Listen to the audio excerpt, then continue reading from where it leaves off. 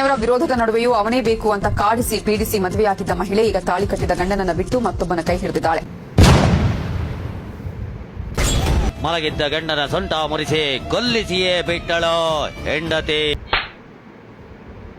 ಕಸ ಹಾಕ್ತೀನಿ ಅಂತ ಹೋದವಳು ಬಂದೇ ಇಲ್ಲ. ಆಂಟಿ ಬಂದ್ಲು ಆಂಟಿ.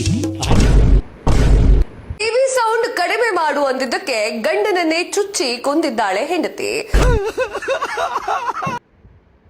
ವೆಸ್ಟರ್ನ್ ಸ್ಟೈಲ್ ಪ್ರಪೋಸ್ ಮಾಡ್ತೀನಿ ಅಂತ ಪ್ರಿಯತಮನಿಗೆ ಬೆಂಕಿ.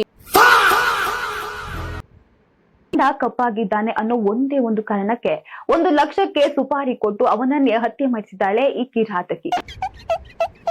ಪ್ರಿಯಕರನಿಗಾಗಿ ಕೋಟ್ಯಾಧೀಶನನ್ನು ಬೆಟ್ಟದ ಮೇಲೆ ಕರೆದುಕೊಂಡು ಹೋಗಿ ತಳ್ಳಿದ ಹುಡುಗಿ.